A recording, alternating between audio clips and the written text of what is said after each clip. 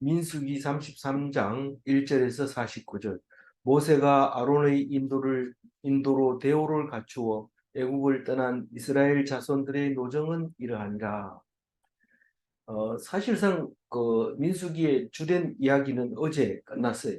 요단 동편 두 지파 반을 어, 배정하는데 이틀 묵상을 했죠. 하루는 당돌하게 달라 했고, 하루는 그것을 주게 된 서약하고 그렇게 하기로 했는데, 두 지파가 그랬는데 배치는 두 지파 반을 하게 됩니다. 근데 그 므낫세의 그 아들 마길이 힘을 쓰였기 때문에 그 땅을 차지하게 됩니다. 그 땅을 기업으로 이어받게 되는데, 우리는 그것을 영원히 물려줄 기업으로 이어받는 그 어, 마길의 후손을 반지파를 므낫세 반지파를 생각하면서 어떻게 하면 저렇게 땅을 물려받을 수 있을까? 그 두 지파 갓 지파와 누구 지파죠? 르벤 지파. 르우벤 지파는 때를 써서 자기들이 당돌하게 천국을 차지하는 것처럼 침노해서 차지했지만, 이 므낫세 반지파는 아무 말도 없이 그 땅을 차지하는 것을 보면서 그 어제 내용이 뭡니까? 용사였기 때문에 그것을 차지하게 됐다. 그렇게 얘기합니다. 근데 예수님이 말씀하실 때 뭐라고 말씀하셨어요? 온유한 자는 복이 있나니 땅을 기업으로 받을 것이요. 이런 말씀을 하십니다. 이 땅을 기업으로 받는 사람이 온유한 사람인데, 그러면 힘센 사람이 온유한 사람이냐? 우리는 여기 와서 그 말씀이 해석이 되져야 돼요. 그 예수님 말씀만 가지고 보면 무슨 말인지 몰랐지만, 오늘 이 므낫세 반지파를 보고 온유한 게 무엇이구나 하는 걸 알아야 됩니다. 그 온유하다는 얘기는 다른 말로 겸손하다는 얘기인데, 겸손하다는 얘기는 자기의 능력과 자기의 실력을 나타내지 않는, 좀처럼 나타내지 않는, 그걸 겸손하다고 얘기를 하는 거예요. 그러면 이 므낫세의 아들 마길의 자식들은 굉장히 힘이 있는데도 불구하고 조용하게 남들이 가만히 있는데 가서 땅을 차지하고 살고 있었던 거죠. 그럼 달라 소리 안 해도 모세가 아무 말 안 하면 그게 받은 거고. 그래서 두 사람은 조건부로 허락을 해줬지만, 마길의 아들들은 길르앗이죠. 길르앗은 그냥 차지한 거. 조용하게. 능력. 그걸 자기가 그냥 차지해버리고 가만히 있으면 모세가 뺏지를 않으면 그냥 그게 자기 땅이 되는데, 그게 르우벤 지파 위에 갓 지파 위에 므낫세 반 지파 마길의 아들들이 차지하게 되는 것을 볼 수 있습니다. 우리는 가만히 있으면 땅을 얻을 것 같지만 시끄럽게 떠들면 뺏깁니다. 예를 들어서 뭐 땅을 막 이렇게 떠들면서 이건 내 땅이야 막 이러면은 누가 와서 뺏어갑니다.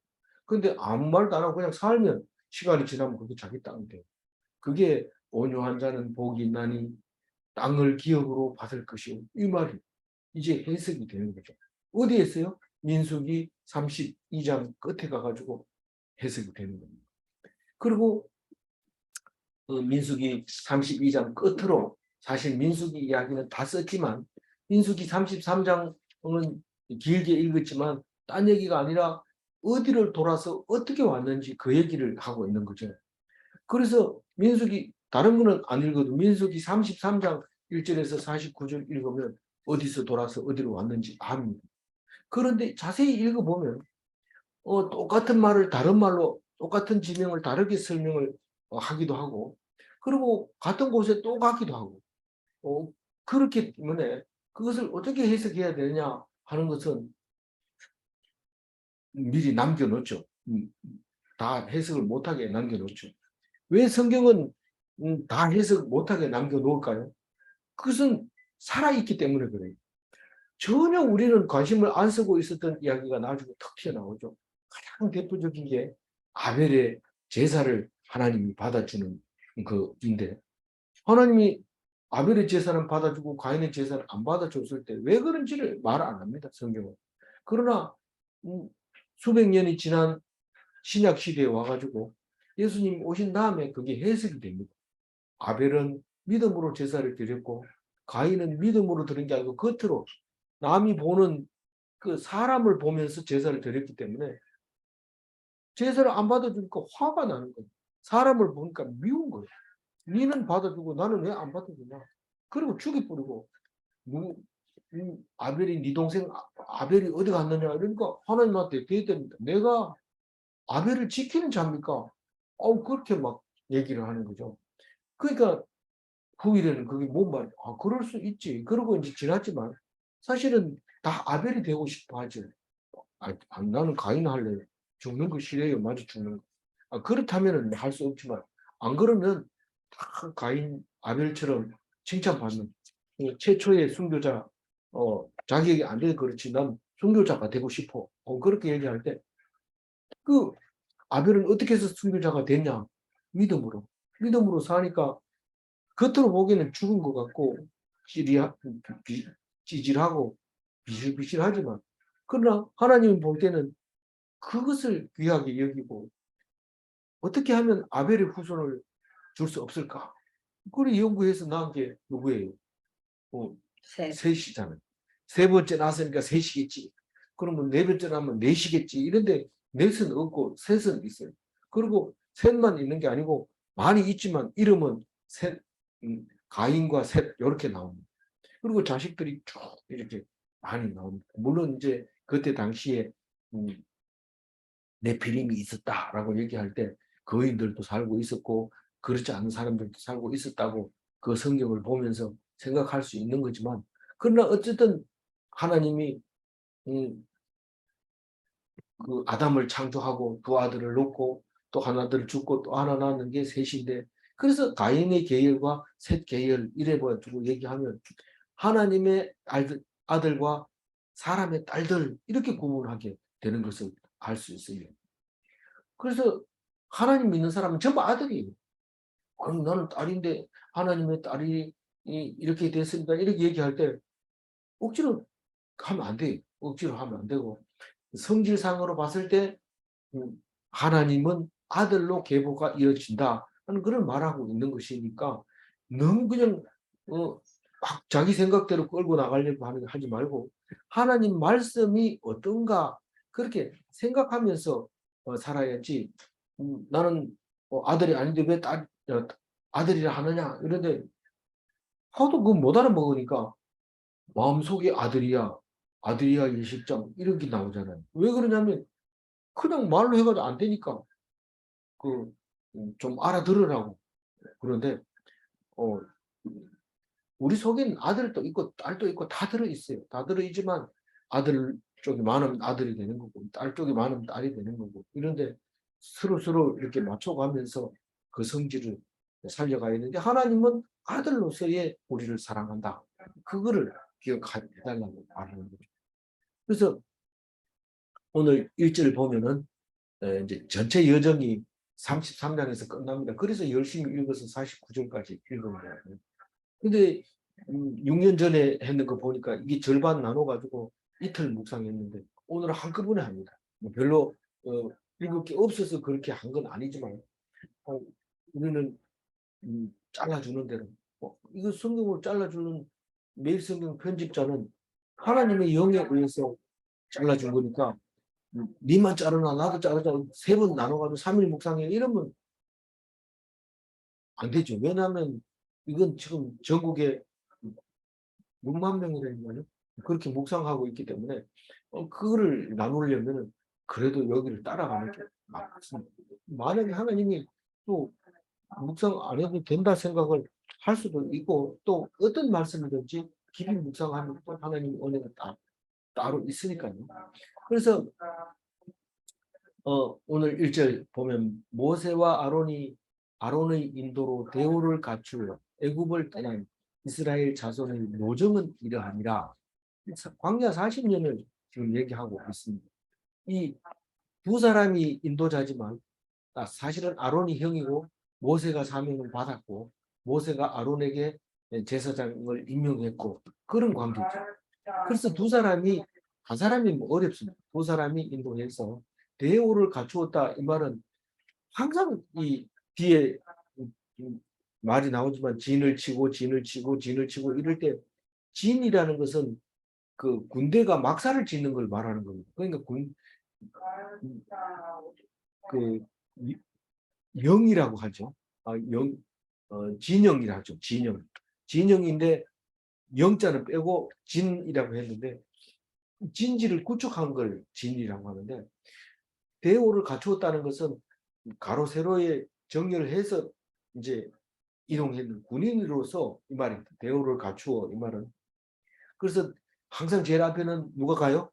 물론 하나님이 교회가 가지만 사람으로 볼 때는 유다 지파가 제일 먼저 가고 제일 끝에는 단 지파가 가고 또 천막을 칠 때는 가운데가 레위인을 제일 먼저 배치를 하고 그 가운데 성막을 짓고 이렇게 하는 것이 있는데 그거를 대우를 갖추어서 항상 그 법대로 따라서 움직이고 있었다. 근데 애굽을 떠나서 이스라엘 백성이 돼서 출애굽하면서 이스라엘 백성이 돼서 가나안 땅에 들어가는 아직 못 들어갔어요. 못 들어가고 지금 노정 중에 그 느보산에서 이제 신명기를 다 써야지 이제 건너가게 됩니다. 2절 읽어볼까요? 모세가 여호와의 명령대로 그 노정을 따라 그들이 행진한 것을 기록하였으니 그들이 행진한 대로의 노정은 이러하니라. 네. 이거를 이제 모세 오경이라고 하잖아요. 그 중에서 창세기, 출애굽기, 레위기, 민수기, 신명기 이렇게 해서 오경인데, 잘 생각해 보세요. 모세가 있을 때 글자가 있었을까요? 기원전 1500년이 없어서 그때 조금 발달했는 게 하무라비 법전인데 하무라비 법전은 세기 문자로 만들었어요. 그 히브리서가 더 먼저 만든 게 아니냐? 그거는 알 수 없지만 어쨌거나 이때 당시에 문자가 없는 게 거의 확실해요. 그런데 우리는 모세가 썼다고 얘기를 하고 있습니다. 그러면 가짜 아닙니까? 이렇게 말해야 됩니까? 우리는 성경을 보면서 자꾸 진짜를 따지고 싶어 하는데 성경은 믿음으로 쓴 거고 역사는 자기가 보는 관점에서 쓴 겁니다. 우리가 서울 갔다 이러면은 한 사람은 출장 갔다고 얘기를 하고 있고 한 사람은 KTX 타고 갔다고 얘기를 하는데 두 사람이 싸우면 어떻게 합니까? 이 사람은 계속 KTX 타고 갔다 이러고 한 사람은 계속 출장 갔다고 얘기하면 그 둘 중에 한 사람이 틀린 겁니까? 둘 다 같은 거예요. 그러나 입장이 다른 거예요. 우리는 이 모세가 썼다 이러면은 모세가 성령으로 임해서 말씀이 전해졌을 때 그것을 나중 사람들이 어떤 방법으로든지 어떤 하나님은 방법이 있어요. 그래서 어떤 방법으로든지 전달이 됐다. 어떤 책을 보면은요, 뱃속에 있는 아이가 그걸 기억한대요. 뱃속은 깜깜할 때도 있고, 낮에는 혼하게 밝을 때도 있고, 엄마 뱃속에서 그랬는데 엄마가 싸우는 얘기도 다 듣고, 엄마 아빠 싸우는 얘기도 다 듣고, 나올 때는 빛이 나가는 눈이 밝아서 울었고 뭐 이러면서 자기가 태어난 얘기를 다 하고 있는데 자세히 들어보면 누구한테 들어봤겠지 그런데 그런데도 그 아이가 자기는 태어나서 그걸 다 봤다 이렇게 기록을 하는 경우가 있습니다. 근데 그걸 만약에 거짓말이라든가 뭐 이렇게 지어낸 얘기라 이러면은 우리는 그거 뭐 책 읽을 필요가 없어요. 뭐 거짓말을 우리가 뭐 하려고 읽겠어요. 그러나 그 사람의 생각에 동참하는 걸로 읽으면 그게 은혜가 되고 되죠. 그래서 성경을 읽을 때 안쪽으로 다르게 얘기한다고 해가지고 틀렸다. 왜 성경은 이렇게 힘들게 적었느냐? 막 이렇게 따지고 이러면 성경은 안 읽어지는 거예요. 그냥 그대로 읽어야 돼요. 그런 의미에서 뭐 이 우리가 진화론이냐 창조론이냐 이걸 따지면 안 됩니다. 그건 딴 얘기를 하고 있는 건데 그걸 가지고 둘이 싸우면은 너무 웃기는 거죠. 배꼽을 잡고 웃어야 돼. 당신은 어느 편입니까? 창조론입니까? 진화론입니까? 이러면 하하하 이렇게 웃어버려야 되지. 그걸 가지고 따지면은 뭡니까? 그 계획에 진주를 던지는 거랑 똑같아요. 되지 이게. 어, 3절 읽어볼까요? 그들이 첫째 달 첫째 달 15째 날에 람셋을 떠났으나 곧 6월절 다음 날 이스라엘 자손이 애굽 모든 사람의 목전에서 큰 권능으로 나왔으니 이 그들이라는 건 이스라엘 백성이죠. 그런데 첫째 달 15째 날은 언제입니까? 1월 15일입니다. 1월 달을 언제를 잡느냐? 6월절을 잡지. 이런데 아니 여기서는 1월 15째 났는데 그걸 6월절로 잡았다는 거예요. 그러니까 6월절이 먼저나 이 1월달이 먼저냐? 당연히 6월이 먼저죠. 그런데 성경은 1월달 15째 날에 6월 람셋을 떠났다. 이렇게 얘기를 하요. 첫째 달. 예, 첫째 달 15째는 1월 15일 날 람셋을 떠났다. 그렇게 얘기합니다. 그리고 뭐라고 설명을 하냐면 6월절 다음 날이라 이렇게 얘기합니다. 그러니까 1월 14일 날이 6월절이고 1월 15일부터 일주일간은 무교절입니다. 무교병을 먹는 딱딱한 떡을 먹는 딱딱하다면 뭐냐 이러면은 그 파리바게뜨 같은 게 딱딱한 떡인데 그건 그래도 이스트를 넣어서 딱딱하게 굳은 거지만 안 넣으면 이게 단단해가지고 못 먹습니다. 이 굳어버리면. 근데 이 전쟁 군사용 식품이죠.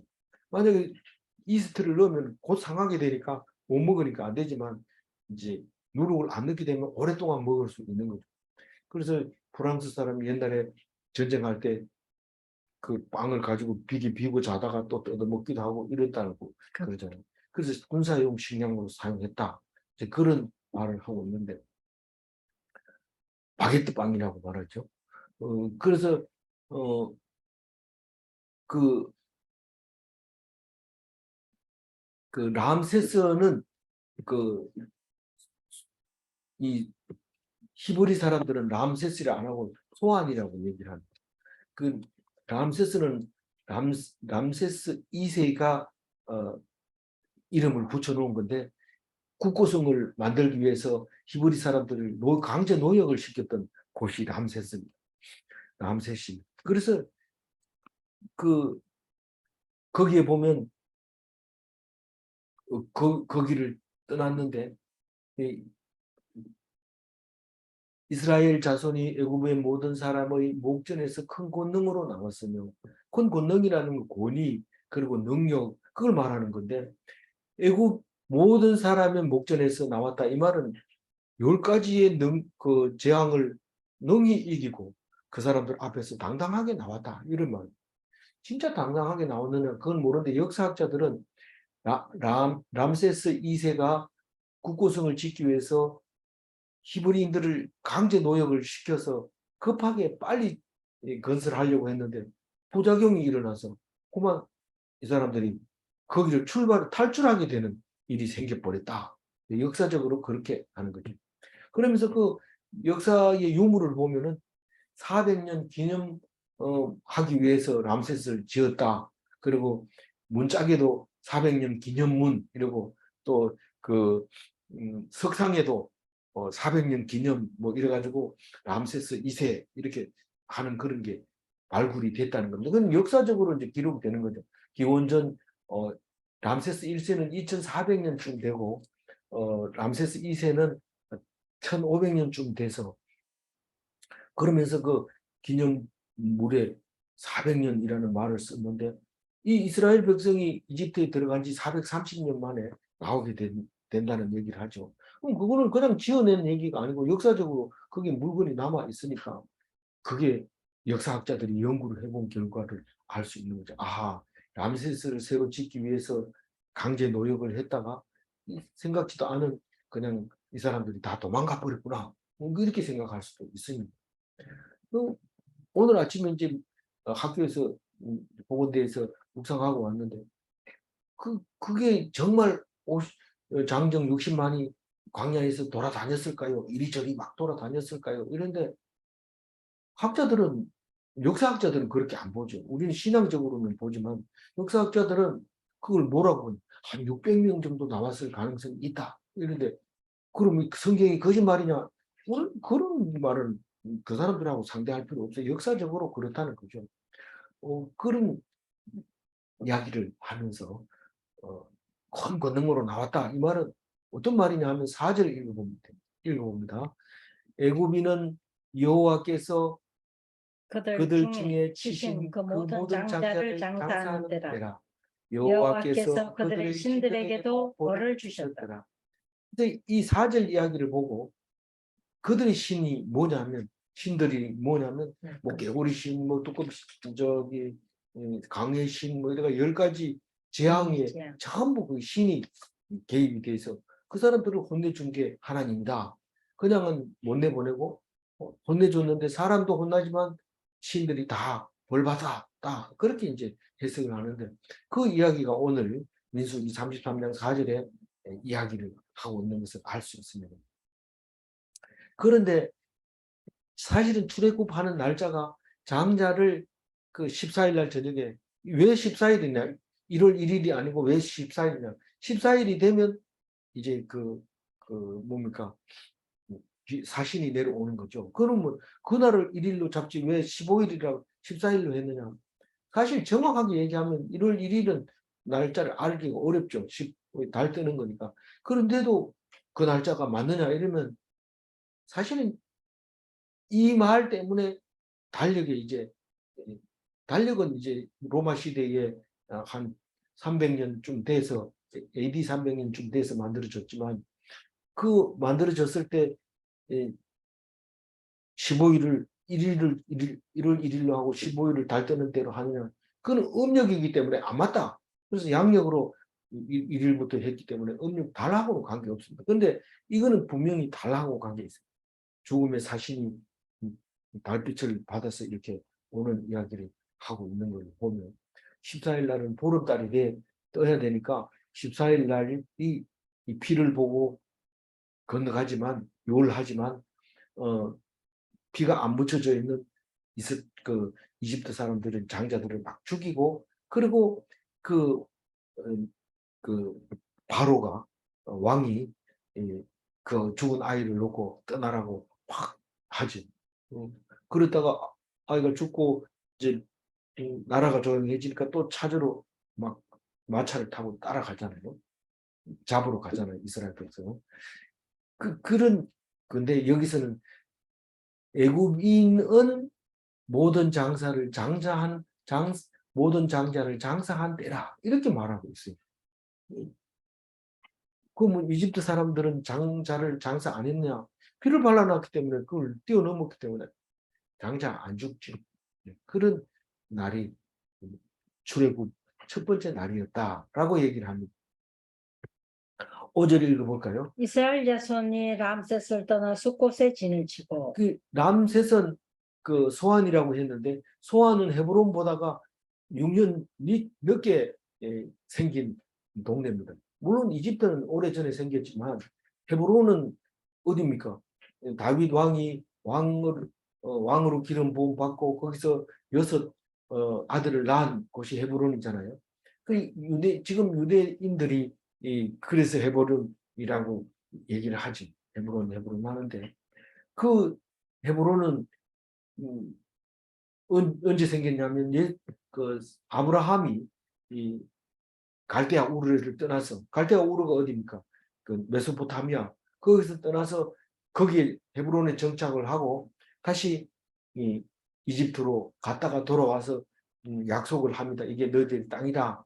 그리고 그 아들 이삭에게도 너희들의 땅이다. 이러고 이삭도 가뭄 될 때마다 이집트로 갔다 오고 나중에 그 야곱 이스라엘이라고 하는 그 야곱은 아예 70명이 통째로 갔다가 430년 있다가 이제 출애굽을 하려고 하는 거죠. 그래서 세 사람 다 그 아버지 할아버지까지 다그 땅은 자기네 땅인데 이집트로 갔다가 오고 이집트로 갔다 오고 이랬는데 이번에 430년 동안 있다가 다시 우리가 우리 땅으로 가야지 이러고 나온 게 이제 출애굽이죠. 그래서 그 람셋은 소환은 헤브론보다가 6개월 뒤에 생겼다. 이 말은 이 땅을 자기 땅에 만들어 놓고 거기로 이주 갔다가 왔기 때문에 이건 당연히 이스라엘 땅이다. 그 얘기하고 싶은 거죠. 근데 람셋은 고센 땅, 고센 지역이라고 하는데 고센은 좀 넓은 거고 람셋은 그 안에 도성이고 그렇게 생각하면 됩니다. 카이로 동북 120km라고 하니까 카이로는 가보면 이제 피라미드가 있고 이집트의 서울이고 그런 차들이 많이 다니고 거기 가보면 신기한 게 삼성다리 있습니다. 삼성다리. 삼성이 다리를 그 강 이름이 뭡니까? 나일강. 나일강에다가 카이로로 흐르는 나일강에다가 다리를 놔두고 삼성다리 있는데 거기 성지순례 가가지고 딴 건 안 보고 그거는 안 잊어버리고 기억하죠. 그리고 또 삼성 이런 표시도 나고 하니까 다른 거 보면은 이게 뭐 이 홍해를 건너고 있는데도 잠을 자지만 삼성 다리 있는 데는 전부 눈을 뜨고 자랑스럽게 여기고 있는 거죠. 그래도 현실적으로는 또 그렇게 삼성을 미워하는 사람도 있습니다. 그 다음에 숫곳은 어디입니까? 숫곳은 이 사람들이 나오자마자 숫곳에서 인원 점검해서 60만 명 세는 곳인데 나중에 보면 숫곳에서 세는 얘기 안 하고 시내 산에서 셌다, 시내 광야에서 셌다 이렇게 얘기합니다.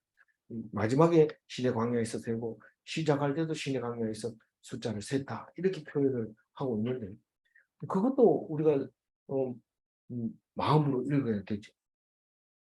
이 숫곳은 지금 똑같은 이름을 가지고 있는 것이 이 요단 동편에 숫곳이 하나가 있습니다. 지금은 아니라 그 땅을 분배받을 때 갓 지파가 분배를 받은 땅인데 그게 모압 땅이죠. 모압 땅인데 야곱이 이름을 지은 게 그런 게 있어요. 야곱이 그 형 에서를 만났을 때 맞아 죽을까봐 벌벌벌 떨고 선물을 갖다 바치면서 절을 하면서 이래가지고 겨우 살았는데 동생 왔나 이러면서 가자 이럴 때 아유 형님 먼저 가세요. 이 양을 빨리 먹으면 다 죽습니다.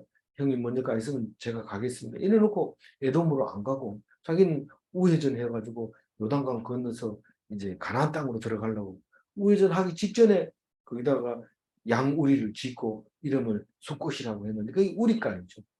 근데 그 동네가 나중에 이름이 이제 나오게 되는데 사사시대의 기드온이 미디안 왕 세바와 살문나를 죽이고 그 죽이러 갈 때 이 기돈 저기 숫곳 사람들이 미디안을 니가 지금 미디안 왕이 네 손에 있기는 하나? 우리는 뭐 그렇게 너들 배고파도 상관없다 이렇게 놔둬가지고 내가 오거든 보자 이래가지고 가서 이 목을 잘라가지고 와가지고 여기 있다 이러면서 장로 77명에게 가시를 가지고 징벌하는 이야기가 나옵니다. 그게 숫곳이었던 거죠. 숫곳 사람이 그렇게 했죠. 그 옆에 버누엘 망대가 있고 망대를 헐벗고 사람들 다 죽이고 버누엘 망대가 있는 곳하고 숫곳 있는 데가 기도원을 안 도와줘가지고 그렇게 혼난 얘기가 그게 나오죠. 그런데 오늘 숫곳은 이집트 숫곳을 말하고 그러니까 숫곳은 히브리인들의 명칭이고 람셋은 이집트의 지명이고 그래서 똑같은 지명을 다른 말로 여러 군데 말하기도 하고 그렇습니다. 6절부터 이제 쭉 읽어 나갑니다. 6절 읽어주세요. 숫곳을 떠나 광야 에담의 광야 끝 에담의 에담의 진을 치고 7절 에담을 떠나 바알스본 앞 비하이롯으로 돌아가서 믹돌 앞에 진을 치고 이 비하이롯은 그 애국 군대가 막 잡으러 오고 앞에는 홍해가 있고 그래가지고 진퇴양난이 됐을 때 비하이롯 앞이다 이렇게 얘기하죠. 그래서 급할 때 홍해 바다를 건널 수 있는 거죠. 건너고 있는데 그게 비하이롯이죠. 8절 읽어봅니다. 하이롯 앞을 떠나 광야를 바라보고 바다 가운데를 지나 에담 광야로 사흘 길을 가서 마라의 진을 치고 이 하이롯하고 비하이롯하고 같다 이렇게 얘기를 보통 합니다.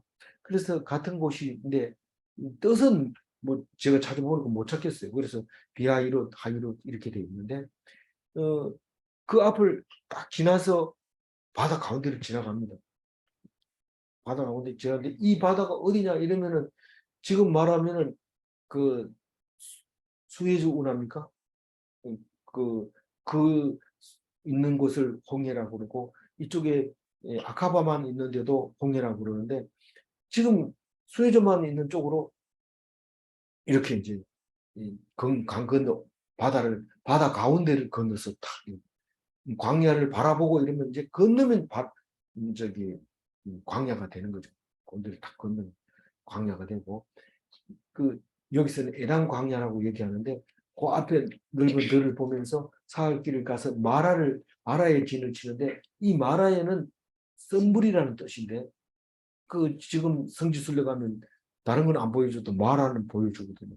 홍해를 딱 건너자마자 마라를 딱 보이는데 홍해는 버스 타고 건너니까 이 수로 밑으로 그러니까 그 운하 밑으로 이렇게 통과해서 오는데 그 통과해서 오는 그거는 뭐 왔는지 안 왔는지 모르지만 마라에서 사람들 내려놓으면 눈을 비비면서 이게 어딘데 이렇게 마라의 쓴물이다 이러면은 보는데 뭐 볼 건 없어요. 그냥 사막에 구멍만 이렇게 구덩이 파는데 최근에 파는 것 같기도 하고 그런데 일단 구덩이가 있습니다. 근데 이집트 사람은 그거를 이윤무스라고 부르는데 그게 뭔 말이냐 그러니까 모세의 우물이라는 뜻이다.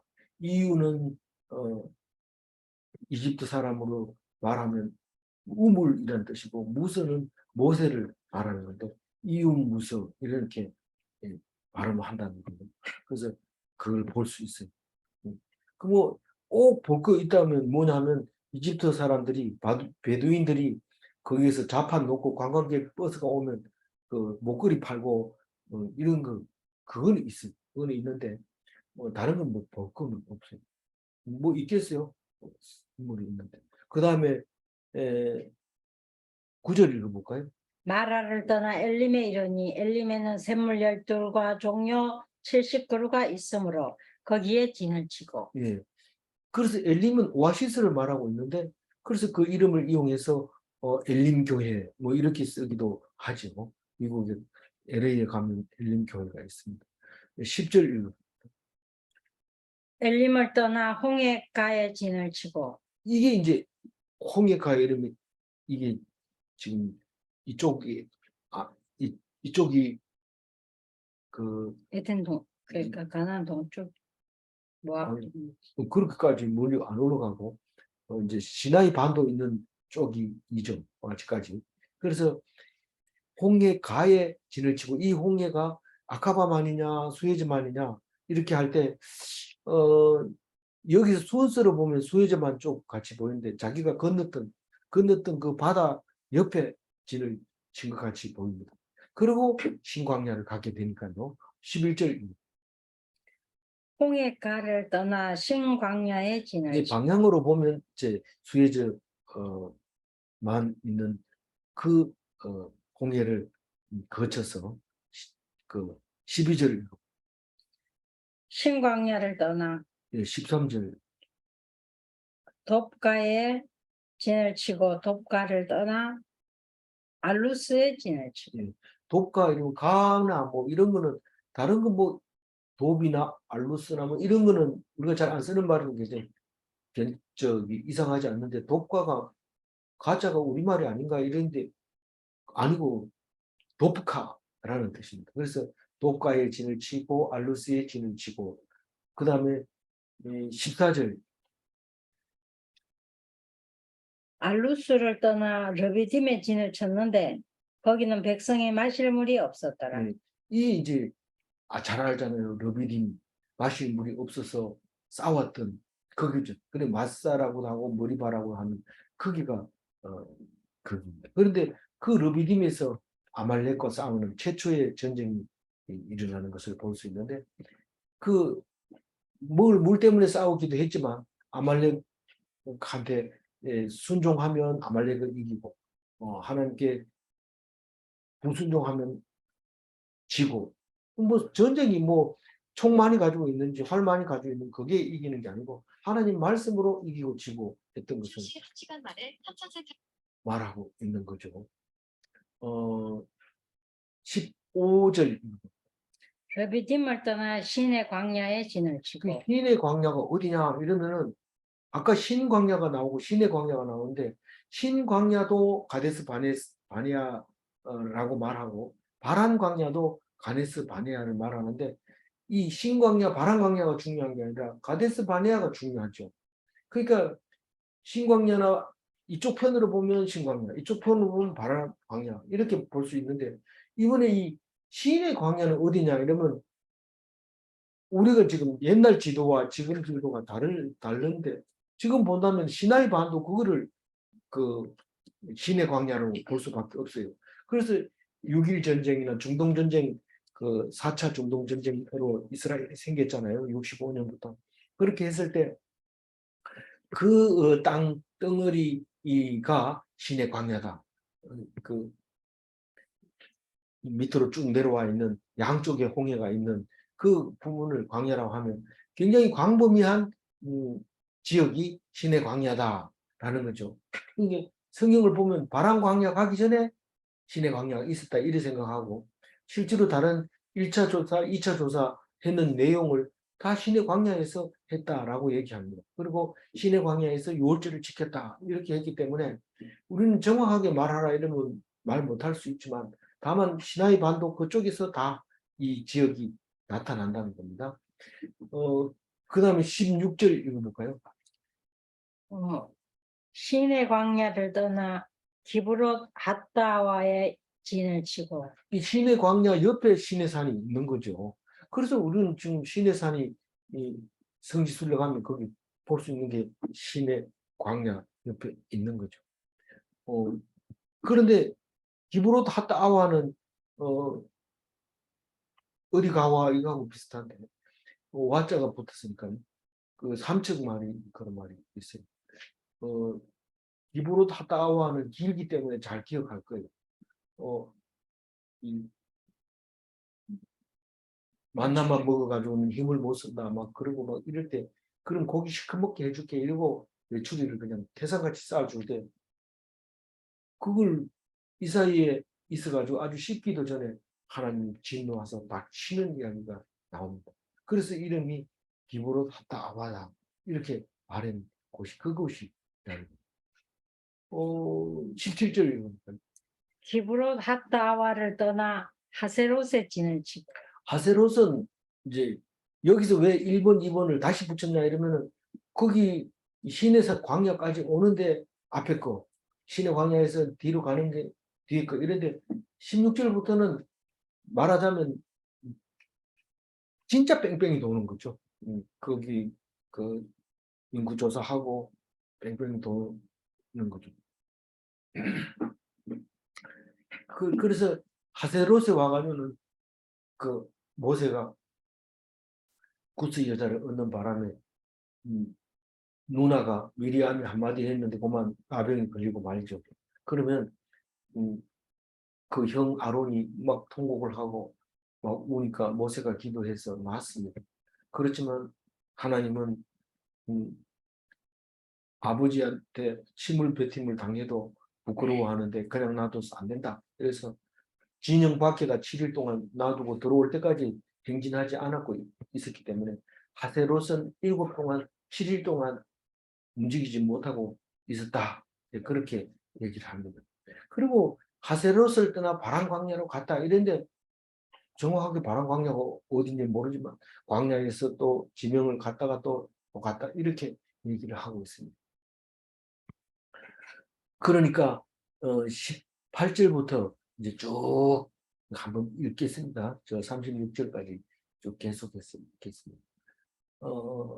18절 하세롯을 떠나 림마의 진을 치고 림마를 떠나 림문 베레스의 진을 치고 림문 베레스를 떠나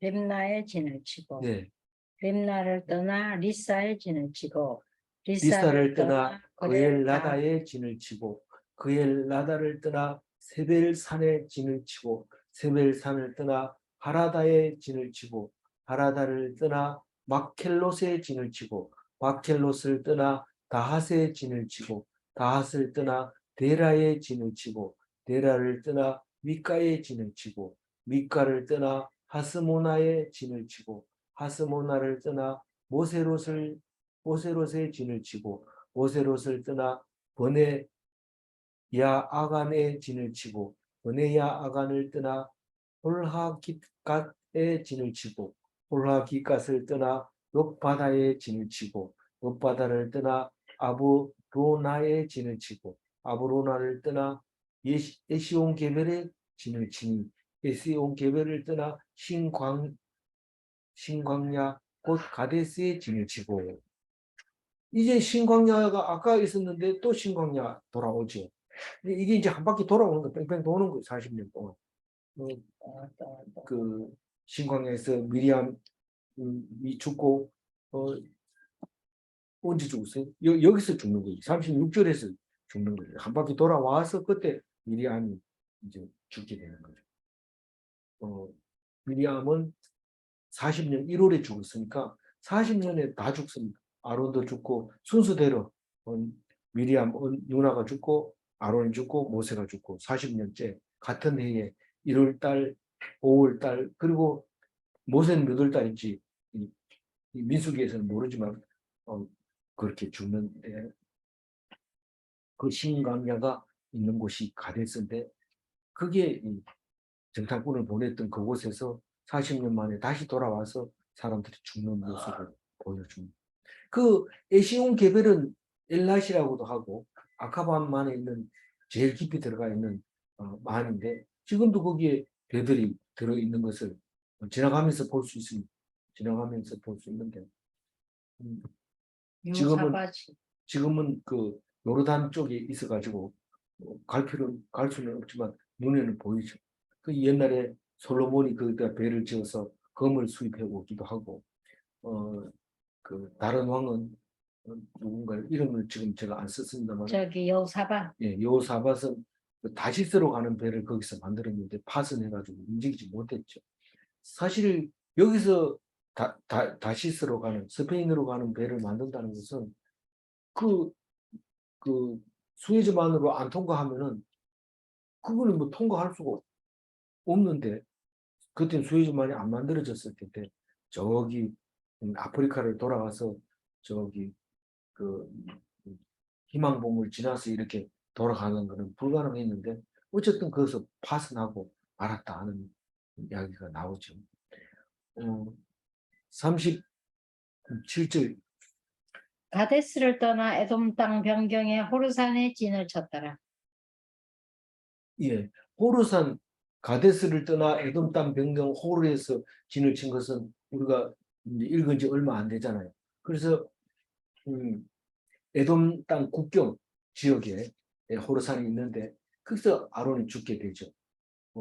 이 같은 산 호르산이 있는데 이 같은 산은 같은 이름을 가지고 있는 이름은 하맛어기에서 제일 북쪽이죠. 제일 북쪽에 있는 호르산도 있다. 그 두 군데가 호르산입니다. 여기서 호르산은 아론이 죽은 남쪽 산인데 38절입니다. 이스라엘 자손이 애굽 땅에서 나온 지 40년째 5월 초하루에 제사장 아론이 여호와의 명령으로 호르산에 올라가 거기서 죽었으니. 예, 아론이 40년 5월 1일에 죽습니다. 그러니까 나이가 39절입니다. 아론의 호르산에서 죽던 때 나이는 123세였더라. 예, 우리 123세, 그건 성경이니까 그렇지. 이런데 지금은 거의 123세까지 기대하고 있습니다. 누가요? 학자들이 얘기하는 겁니다. 앞으로는 그렇게 가능하다. 그 얘기를 하고 있습니다. 이 성경이 갈수록 점점 마음에 드는 게, 그, 그렇게 오래전부터 우리 인간 수명을 알았는 게 아닌가, 이렇게 생각이 듭니다. 그리고 이제 같은 해에 모세도 죽죠. 삼남매가 다 죽습니다. 리드하고. 40절. 가나안 땅 남방에 살고 있는 가나안 사람 아랏 왕은 이스라엘 자손이 온다는 소식을 들었더라. 왜 여기서 40절에다 이렇게 써놨을까요? 뭐, 아랏 왕이 소식을 들었더라가, 그리고 뭐 더 이상 얘기 안 하고 이렇게 해놓은 이유가 뭡니까? 그 내용을 아니까 그렇게 알아들으라 이 말이죠.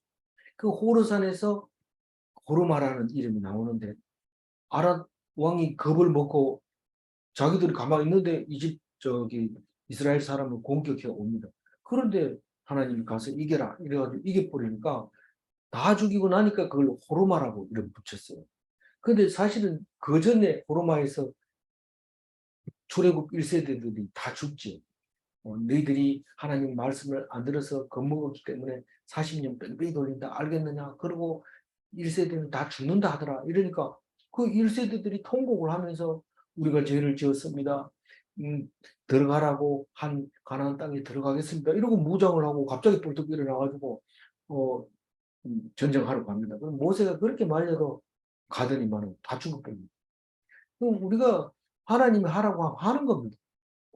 옛날에 무당 하는 사람이 와서 당신은 물에 빠져 죽을 겁니다. 이러니까 이 사람이 물에 빠져 안 죽으려고 알고 있었는데 나중 가면 죽었는데 가보니까 접시에 코를 박고 죽었다. 접시 물에 죽는다. 이런데 그 닮은 이야기가 많이 나오죠. 한국 이야기가 다른 그 종교에서도 그런 얘기들이 많이 나오는데 이게 지금 그런 모습을 하거든요. 그 하지 마 죽는다 하는데도 하지 말을 안 듣고 그래. 그러면 안 죽는다 이러면은 안 죽는 줄 알아야 되지. 죽는다 이러면 아무리 하나님 말씀을 거역하고 살라고 애를 써도 하나님 죽인다 하면 죽는 겁니다. 아론 보세요. 명령에 따라서 죽어버렸잖아요. 죽으라 이러면 죽어야 되죠. 뭐 좀 살려주면 안 되니까 타협 없습니다. 그래도 뭐 기도해가지고 몇 년 더 산 사람 있죠. 15년은 더 산 15년 산 사람 이름 뭡니까? 히스기. 예, 그 사람은 그렇게 좀 기도해서 살 수 있죠. 떼쓰면 또 살려주기도 하지만 그래도 하나님이 마음에 안 들어서 죽으라 이러면 죽는 수밖에 없어요. 그래서 순종하면 하나님이 기쁘고 뭐 말 안 들으면 화가 나서 그래도 하나님 마음대로 하는 거지. 우리 말 안 듣습니다. 마음 안 들으니까 마음대로 하세요. 이렇게 하면 돼요, 안 돼요? 그러면 한 달란트 받은 사람이에요. 근데 열심히 살면 5달란트, 10달란트 받은 사람이 되는 거죠. 그래서 30배, 60배, 100배의 결실을 얻게 됩니다. 우리는 똑같은 사건을 놓고 어떻게 보느냐에 따라서 풍성한 열매를 맺을 수도 있고 똑같은 사건을 놓고 억하심정을 가질 수 있는데 그러면 죽는 거죠. 그 방법도 없어요. 41절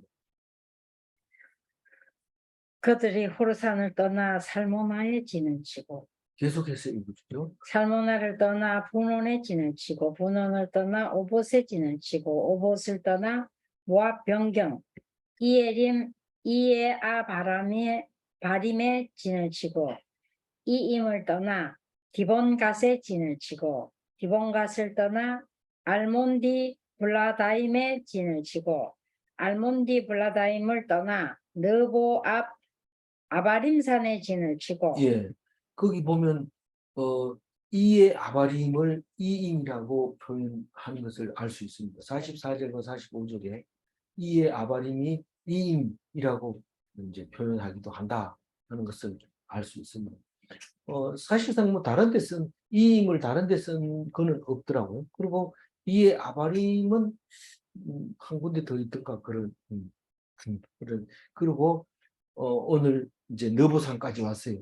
너보산 앞에 아바림산이 있고 다른 데 보면 거기에 비스가산이 있는데 뭐 어떤 게 맞느냐 이게 너보산은 좀 넓은 이렇게 산맥을 말하고 있는 거고 아바림산과 비스가산은 비슷한데 예, 아바림산이 약간 더 높은 것처럼 성경이 쓰여져 있어요. 그래서 아바림산에서 뭐 했어요? 저주하고 막 그랬잖아요. 그런 아바림산이고 이제 그 아바림산에서 모세가 신명기를 쓰고 신신당부한 이야기가 나오잖아요. 비스가산은 조금 높이가 낮지만 여보산은 전체적인 걸 말하고 있는 것이다. 그래서 여보산 이러면 아바림산, 여보산, 비스가산 비슷하다. 이렇게 이제 생각하고 있으면 되죠. 48절. 아바림산을 떠나 여리고 맞은편 요단강가 모압 평지에 진을 쳤으니 네, 49절 맞이겠습니다. 요단강가 모압 평지의 진영이 베디오시못에서부터 아벨 시딤. 시딤에 이르러 예. 그래서 모압 평지가 딴 데가 아니고 여리고 맞은편 요단 강가. 이 여리고 맞은편 요단 강가는 강 건너 베다니입니다. 강 건너 베다니 예수님이 세례 받던 곳이죠. 그는 지금 요르단 땅이 돼서 가지는 못하지만 또 관광객들은 또 특별 코스로 거기 가서 세례 받기도 하고 그런 곳이죠. 그게 모압 평지예요. 평평한 곳이. 그리고 49절 끝에 보면 아벨 시딤이라고 했는데 아벨 시딤은 시딤을 아벨 시딤이라고도 말하고 있는 거죠. 그, 아카시아. 그 아카시아를 시딤이라고 하는데 거기 있고 역청구동리가 많이 있었던 것으로 이제 성경은 기록하고 있습니다. 오늘 시간이 많이 가서 39절 읽고 마칠게요. 아론이 호르산에서 죽던 때 나이는 123세였다. 모든 제사장은 제 사명을 다하고 죽습니다.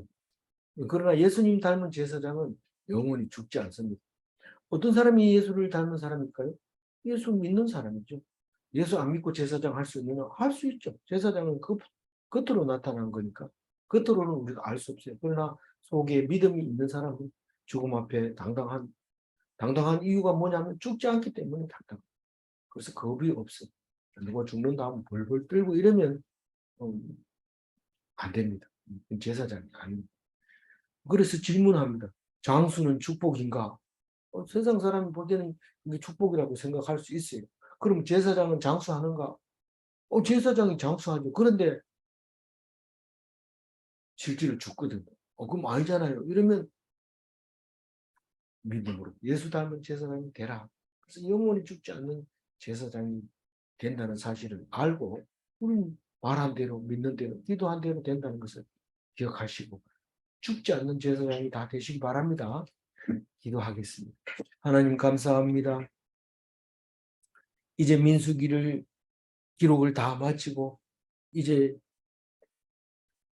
정리를 했습니다. 33장에 정리를 했습니다. 그리고 이제 남은 땅 분배 이야기하고 이제 마칠 터인데 하나님 민수기를 통해서 은혜 받게 해주시면 감사합니다. 우리가 민수기처럼 인생 여정이 걸어할진데 구석구석에 하나님 은혜가 숨어 있는 것을 감사합니다. 우리는 놓쳐버릴 때도 있고 잊어버릴 때도 있지만 하나님께서 일일이 기록하셔서 생각나게 하시고 우리 지나온 살아온 과거가 헛되지 않았다 생각나게 해주셔서 감사합니다. 하나님이 그때그때 함께 해주셨고 우리를 사랑해 주셨다는 것을 생각할 때마다 얼마나 감사한지 모릅니다. 민수기의 역사가 우리의 역사가 되게 하여 주시고 우리의 삶이 되게 하여 주셔서 민수기가 있어서 행복했다는 그런 고백을 할 수 있도록 우리 입술을 지켜주시고 인도하여 주옵소서. 감사하고 우리 주 예수 그리스도 이름으로 기도 올리옵나이다. 아멘.